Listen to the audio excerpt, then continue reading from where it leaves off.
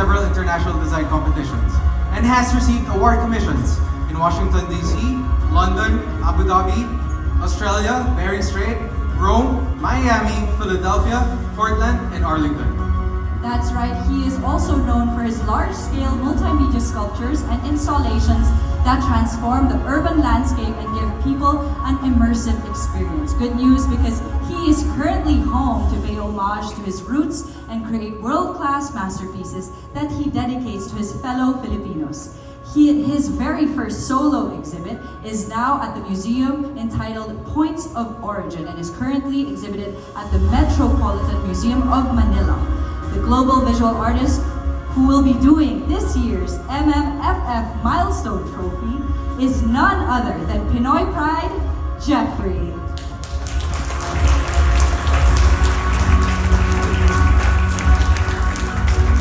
Wow, talaga namang bigatin at nakaka-proud maging Pilipino. Yan ang hashtag MMFF50. Well, this is just the beginning because marami pa tayong mga dapat abangan. Here are the exciting and most awaited activities for the hashtag MMFF50 to watch out for. In August, we'll be launching a special MMFF Classic Posters mural in partnership with iAcademy. For September, we have the Cine 50, wherein 50 selected Filipino movies will be shown in theaters for only 50 pesos.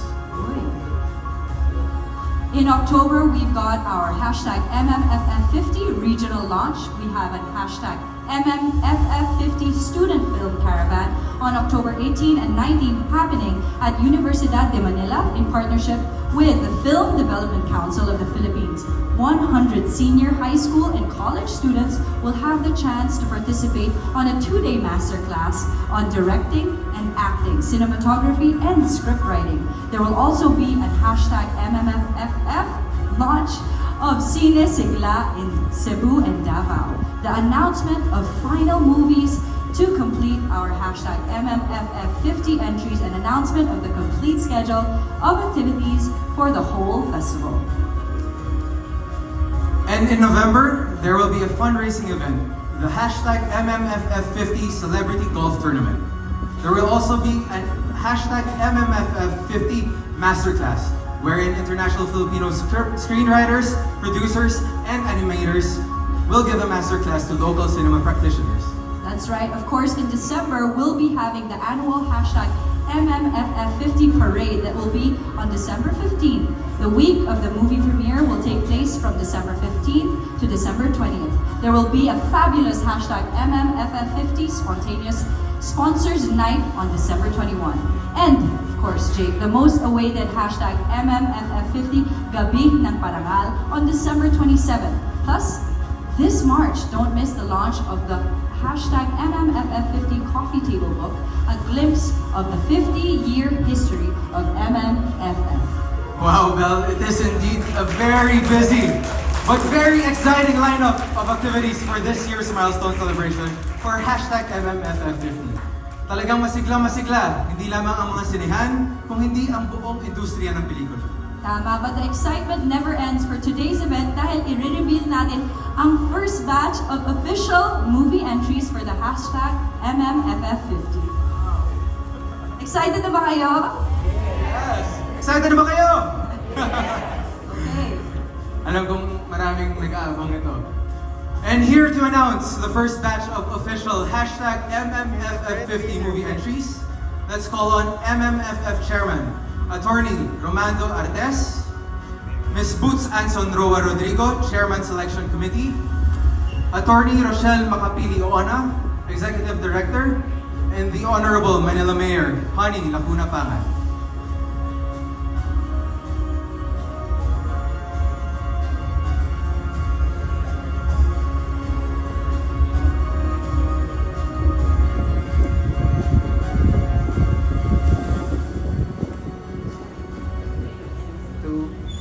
To announce the first entry for the 50th MMFF, Mayor Honey Lacuna will announce. This is produced by ABS-CBN Film Production Inc. and the Idea First Company. Directed by June Robles Lana, written by Daisy Kayanan, Jumbo Albano, and June Robles Lana, and starring Vice Ganda, Gina Pareño, Eugene Domingo, Maris Bracal, John Hilario, and Cocoy De Santos. This comedy film is about a mistaken identity which leads to a promising opportunity when designated breadwinner Bambi Salvador, played by Vice Ganda, heads home to her own funeral. Turns out, Bambi was robbed by a thief who eventually got into a horrific accident. Face crushed, but with all of Bambi's belongings, leaving the authorities and her family to presume it was her.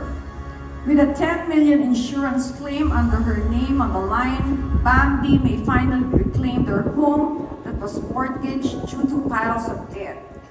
Bambi, together with her dysfunctional family, decides to keep the ridiculous act of her death in order to claim money that will solve all their problems. Now, Bambi has 40 days to play dead to keep her family alive with or without her.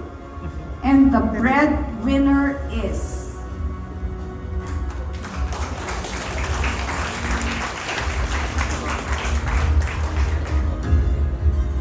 Any representative to receive the...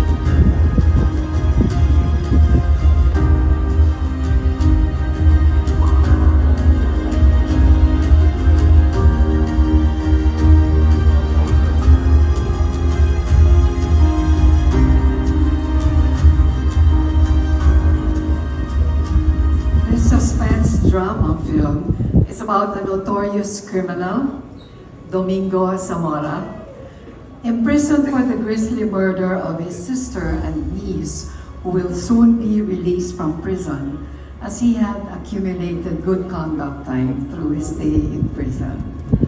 But a newly assigned corrections officer, Javier Gonzaga, whose older sister was robbed